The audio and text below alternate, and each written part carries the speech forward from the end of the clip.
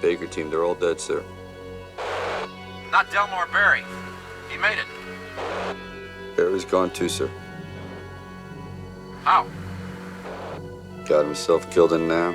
Didn't even know it. Cancer ate him down to the bone. Hi, I'm Danny Boyd. A couple weeks ago, I talked about First Blood, about Rambo as a fine example of a deeply sympathetic anti-hero, a forgotten veteran to someone else's war, lacking purpose and pushed past his breaking point, about how the filmmaker's decision to tell much of Rambo's story in First Blood from the viewpoints of other characters in the movie, combined with emotionally potent structural bookends, provided the perfect canvas for telling that story.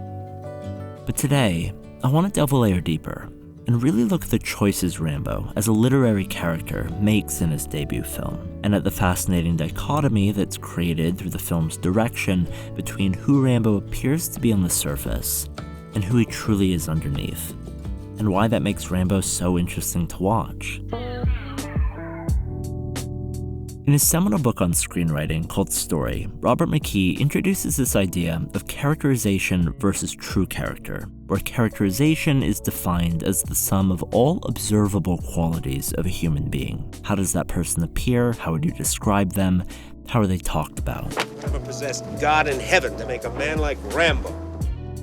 True character, on the other hand, is revealed in the choices a human being makes under pressure. And the greater the pressure, the deeper the revelation.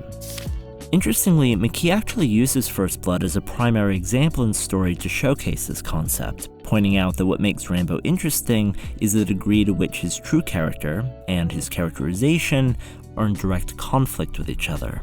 McKee argues that it's the pressure Rambo undergoes from the sheriff's department's provocation early on that unleashes his true character, what McKee describes as a quote-unquote unstoppable and ruthless killer, a contradiction to the characterization of the wandering loner we observe at the start of the film. However, I personally disagree with this interpretation. And sacrilege as it may be, I want to reapply McKee's premise to First Blood in order to argue an opposing point, that Rambo's true character is not the killer we think we see, or rather that Rambo's character versus characterization contradiction, the thing that makes him interesting, is simply more complex. And to do that, we have to begin with how Rambo is characterized, how he's observed throughout First Blood. You know, wearing that flag on that jacket, looking the way you do, you're asking for trouble around here, friend. We don't want guys like you in this town. Drifters. Just another smart-ass drifter. Why don't you see if you can clean him up a little bit? All right, I'll be outside. Smells like an animal. Now, we're gonna make you a little bit more presentable for your courtroom appearance. Now, between now and then, you can just impress the hell out of me by doing exactly as you're told. Can't you see this guy's crazy? Can't you see I don't give a shit? Yeah, I can see that. Yeah, that's better. Shrouded in mist, the fugitive John Rambo is hiding. What do you in the special forces think I ought to do about your psycho out there? Earl, this creep is a killer. Jesus, that freak? I knew there was something about that guy. This is the John Rambo the opposing side sees, or chooses to see, and I go way more into this idea of character perspective in my previous video, and none of which is to say these characterizations are wholly inaccurate. They're not. But through a biased lens, these observed qualities can paint a picture that's either superficial or simply incomplete. The killer, the monster, the ruthless soldier. The question is, how do these perceptions align with who Rambo truly is? Again, true character being the way a person behaves under pressure, the choices that they make. So, let's look at some of those choices. Now jump in. I'll make sure you head in the right direction, huh? Number one is Rambo's decision to not antagonize Sheriff Teasel. Even when Teasel from the get-go antagonizes Rambo, Rambo chooses to remain non-confrontational. Portland is south. You said you were headed north. You got someplace I can eat around here? There's a diner about 30 miles up the highway. And even when Rambo does assert himself, Is there any law against me getting something here? Yeah, me. he remains remarkably cool-headed. Why are you pushing me? What did you say? So why are you pushing me? I haven't done anything to you. This scene is followed by probably the most pivotal moment in the film, the choice that sets the plot of the movie into motion. Rambo's active decision to not heed to the sheriff's intimidation and to walk back towards town. In screenwriting terms, this decision is the reason Rambo wouldn't be considered a passive protagonist, but as we'll begin to see, he's not exactly active either. Oh, wait a second. Hey, you got 3 seconds before I break your face in. He's reactive. He means it.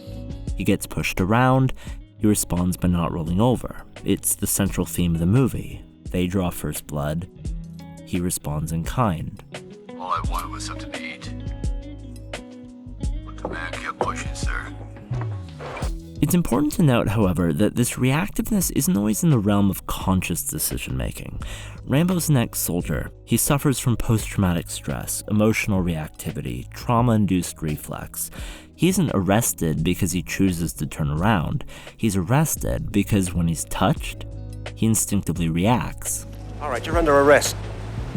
You hear me? Now put your hands on the car. The confrontation triggers a protection mechanism, and that mechanism, because of Rambo's training and experiences, is physical and interpreted to be a threat. You decide right now. Even when Rambo, otherwise under pressure, remains completely calm. Repeatedly having his past traumas triggered by the way he's treated in the police station, Rambo instinctively fights his way out. But critically, it's out of choice that he does so without fatally injuring anybody, despite his former commander's later description of him. And this is the problem I have with McKee's interpretation. Does Rambo turn to violence when under the pressure of violence? Yes. But is he a, quote, ruthless and unstoppable killer? The whole point is that he isn't. That description is the thematically false interpretation made of him by the other characters all throughout the movie. Came into possession of the weapons with which he allegedly killed one deputy sheriff and tried to kill 6 others. If you look at him, he never kills a single human being. He maims them, he puts them out of action. People think it's too violent. We didn't want to make this guy a crazy murderer, which is what the script felt like. But that's not the full story. As I mentioned in my last video, Deputy Gout earlier shoots at a helpless Rambo against Tiesel's orders. Naturally, when Gout falls to his own death, Rambo is perceived by the rest of the sheriff's department to be at fault. He's dead because of that psycho out there. Now you listen, boy, and you listen to me good. I'm gonna get that son of a bitch. But in this instance, what does Rambo choose to do? Run? Fight back? No. There's one man dead! It's not my fault! I don't want any more hurt! Freeze! I'm warning you, boy, don't make a move. I'll blow your head off. I didn't do anything! And what do the cops do? Oh! Rambo is now being hunted by a small army of police with dogs and guns. The stakes are life, the pressure is tenfold. And again, yes, Rambo sets up traps, he wounds, and no doubt, he does some real damage. As Troutman later says, Well, you did some pushing of your own, John. But despite all of this pressure, despite Rambo's training, despite his trauma, Rambo is Batman. He chooses not to kill. He's antagonized, he's on the defense, he's being shot at, but no matter what Rambo does, his actions never exceed the lethal intent of the opposing side. Who's got the rocket launcher? A huge departure not only from David Morrell's original novel, but also from the multitude of scripts and studios the movie went through before it got to where it did. I could have killed them all. I could have killed you. In town, you're the law. Out here, it's me. Don't push it. Don't push it, I'll give you a war you won't believe. Let it go. Let it go.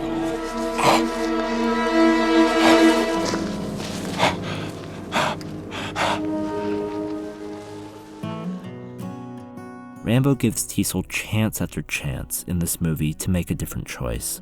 Tiesel keeps pushing. I wanted to kill that kid. Well, I wanted to kill him so bad I could taste it. Book Rambo kills civilians. Movie Rambo does not. Even when letting a witness go puts his own life in greater danger. Pa! Pa! Pa!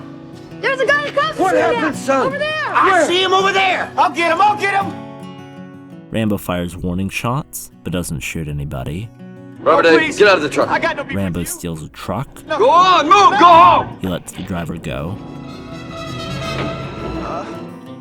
What's so great about maintaining a no-kill rule with a character like this, but without making it explicit, is that by the end of the movie, when the pressure is at its highest, so is the tension.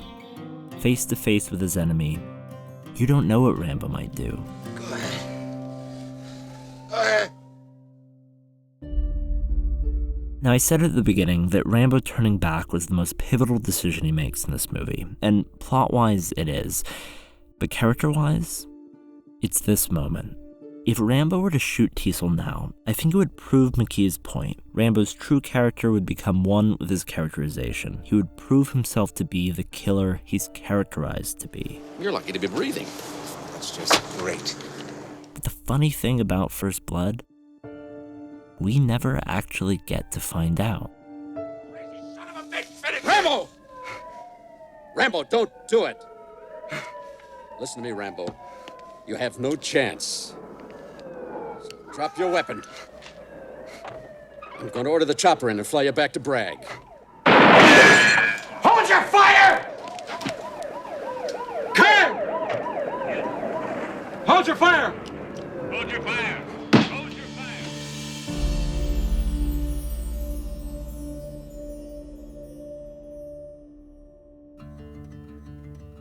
I'm clearly disregarding the Rambo sequels. I'm disregarding cut scenes. I think First Blood as a finished product is a perfect film in isolation. It shows Rambo as complex, but as a character who makes moral choices. Don't kill, stand up for your rights and freedoms, draw the line when things have gone too far. This is Rambo's conflict as a violent character. It's what I think makes many well-written anti-heroes so fascinating to watch. By the very virtue of being anti-heroes, they are defined by their contradictions. Yes, I do believe provocation and pressure unlocked violence in Rambo. I do believe violence is part of his true nature. But I also believe that morality and a desire to find peace, even when under pressure, is deeply rooted in his true character as well, is shown through his choices, should not be overshadowed, and is the ultimate revelation that comes in contradiction to the characterization, to the perceived idea of what Rambo is on the surface that so many people see. And for my money, that is the contradiction that makes Rambo interesting. To hear more about my take on all this, be sure to check out my first video on First Blood from a couple weeks ago. Otherwise, I'm Danny Boyd. This is CinemaStix. Thank you so much for watching. We got nowhere to be, just a slow dance with the summer heat. The world outside can't wait a few, 'cause right now we got nothing else to do.